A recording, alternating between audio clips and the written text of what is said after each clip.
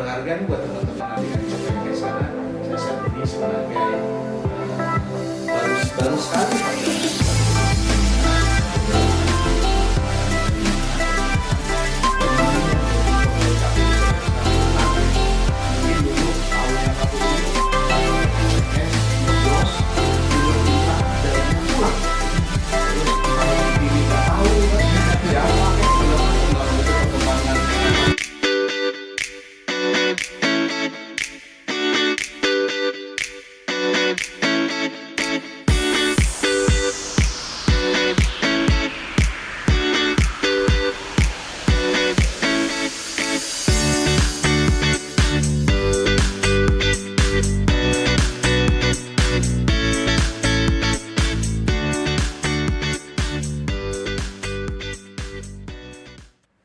Assalamualaikum warahmatullahi wabarakatuh. Selamat siang, Sampurasun. Saya Sekretaris KPU Provinsi Jawa Barat. Saat ini sedang melakukan kunjungan kerja program One Day One Office. Satu hari saya berkantor di KPU Kabupaten Kota Jawa Barat. Saya selaku Sekretaris KPU Provinsi Jawa Barat melaksanakan monitoring dan supervisi serta pembinaan KSDM.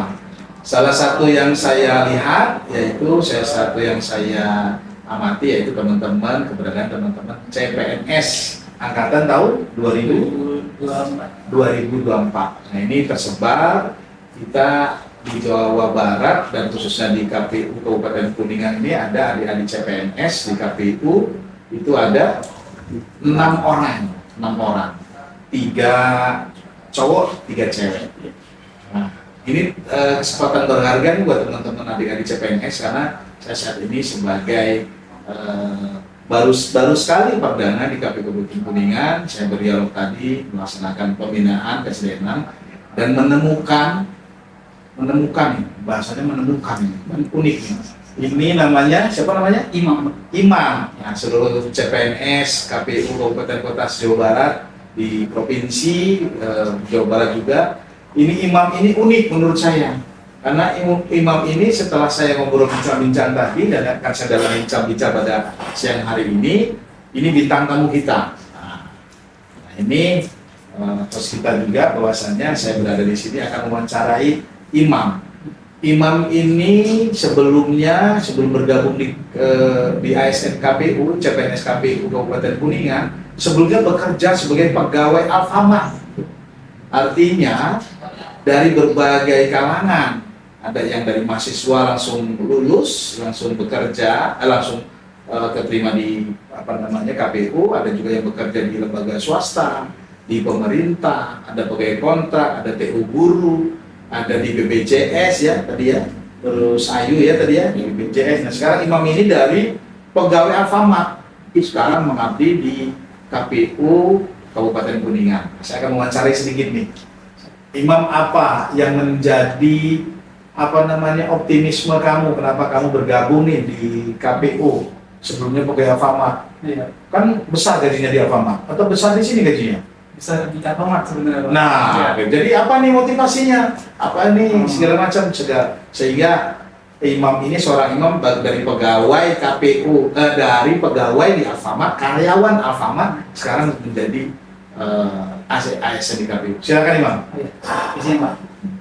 Sebelumnya saya di Alfamart sebagai IT store. Jadi kalau di itu tuh di Alfa tuh ada yang office, ada yang bagian store. Nah saya di bagian office gitu. Saya di situ baru 7 bulan dan itu masih kontrak Pak. Nah pas pendaftaran itu bareng sama pendaftaran CPNS. Saya ngelamar CPNS juga dan ngelamar di Alfa. Yeah. Nah, selang beberapa bulan itu saya keterima duluan di Alfamart. Sebenarnya bareng tuh. Nah, habis itu 2 bulan atau 3 bulan sebagai IT, ada pengumuman kalau ada tahap lanjut ke tahap SKD kan tuh tahap pertamanya. Yeah. Nah, saya tes malah lolos di sebagai ASN Pak. Di situ. Akhirnya saya pertimbangkan kan, tanya orang tua, terus konsultasi juga kan sama orang-orang gimana nih ininya. Ini juga menjanjikan gitu kan sebagai PNS tuh. akhirnya saya dari banyaknya saran saya ngikutin lah, oh iya mendingan sebagai ini deh ngambil di KPU aja gitu. Dan dulu juga saya sebenarnya KPU belum tahu sama sekali Pak. Saya cuman kalau lagi ada pemilu nyoblos pulang. Nah di sini saya makanya belajar banyak banget, saya bisa benar-benar dari nol. Gitu, Pak. Jadi Imam ini dari karyawan Alfamart menjadi pegawai KPU, CPNS KPU kaget. Mungkin dulu tahunya KPU ini datang ke TPS, nyoblos, nyeluk tinta, jarinya pulang. Terus entah yang dipilih nggak tahu kan, siapa kayak segala macam, nggak mengikuti perkembangan tahapan segala macam. Begitu masuk di KPU kompleks kan, Ternyata kompleks banget. Bukan berarti begitu pendengar KPU ini bukan hanya mendengarkan hari pemungutan suara, tapi tahapannya itu panjang. Menurut undang-undang, ini pengetahuan kita semua, undang-undang KPU nomor berapa coba? Undang-undang nomor 7. Undang-undang nomor 7 tahun 2017. Itu ada 11 tahapan. 11 tahapan itu sebelum 20 bulan sebelum hari pemungutan suara, itu sudah masuk tahapan lah. Jadi memang pekerjaan kita itu luar biasa. Kalau kita melihat bulan, 20 bulan itu kurang lebih kan 2 tahun. Berarti nanti pemilu 2029, pemilu tahun 2027, tahun depan, kita sudah tahun berbicara tahun depan kan 2026 sudah dari depan mata kita. Berarti kurang lebih di 13 bulan lagi kita sudah masuk tahapan, itu kita sudah masuk kesibukan. Nah, sekarang sudah mulai ada nih paradigma baru supaya kita tidak kayak dengan kuliah itu SKS, sistem kebut semalam, besok ujian baru belajar. Nah sekarang ini teman-teman harus belajar, mempersiapkan diri. Nah ini saya salah satu kunjungan kerja di KPU Kabupaten Kuningan, membekali kompetensi dan pengetahuan dan substansi teman-teman semua supaya belajar terkait dengan substansi kepemiluan. Supaya apa? Supaya nanti begitu masuk tahapan sudah siap running. Bukan berarti nanti begitu tahapan kita belajar. Di saat inilah teman-teman belajar. Yang dari karyawan Alfamart tadinya di accounting ya, Mam ya? Saya bagian IT-nya. Di IT-nya, nah sekarang diterapkan. IT di Alfamart tentunya beda dong dengan IT yang di KPU kan itu. Nah, tapi sudah belajar IT gitu. Jadi dari latar belakang berbeda-beda. Intinya teman pemilih, teman-teman, sahabat semua, CPNS, adik-adik CPNS dimanapun berada di KPU Jawa Barat ini, bahwasanya kita dari latar belakang berbeda-beda. Tadi ada Ayu dari pegawai BPJS, artinya tinggalkan profesionalisme pekerjaan yang lama, sekarang harus move on ke profesionalisme sebagai PNS di KPU, sebagai penyelenggara di KPU dimanapun berada. Artinya harus profesional, derajat profesionalisme ditingkatkan, harus ditinggalkan. Kemarin kerja di swasta, beda sekarang kerja di instansi pemerintah, apalagi di KPU. Yang kedua, substansi kepemiluan. Tadi kan tahunya pemilu KPU ini hari pencoblosan suara, datang ke TPS, mencoblos, menyelipkan jari di tinta. Bukan itu ya, bukan jari. Ada divisi-divisi semuanya ada. Nah teman-teman ini sesuai dengan disiplin ilmunya harus bisa improvisasi untuk melaksanakan tugas pokok dan fungsi. Pesan saya jangan hanya puas di satu tugas pokok dan fungsi, belajar di tempat yang lain. Saat inilah 2 tahun sebelum kita masuk tahapan ke pemilu 2029, belajar dengan giat. Nah, yang kedua, Mam, setelah kamu bergabung nih, kamu sudah bergabung berapa tahun? Berapa bulan di KPU? 6 bulan? Dari Juni, Pak. Setelah kamu dari pegawai, dari karyawan Alfamart, sekarang jadi CPNS di KPU, khususnya di Kabupaten Kuningan tuh, apa yang kamu rasakan? Mentalitas kamu harus terbangun lebih bagus dong. Ya. Gitu. Coba apa yang kamu rasakan? Karena sebelumnya kan di Alfa itu sebenarnya tekanannya lebih ini ya Pak. Karena ini kan KPU belum tahapan ya. Berarti kamu kurang ditekan dong sekarang? Iya. Tekanan katanya Pak Ses. Karena kan ini selesai. Pak Ses terlalu lunak ini, kurang galak ini. Terus? Ya, tekanannya kayak harus selesai hari ini gitu kan. Kalau dia apa? Kamu belum tahu KPU. Iya, nah karena saya belum merasakan. 2359 harus selesai, benar nggak?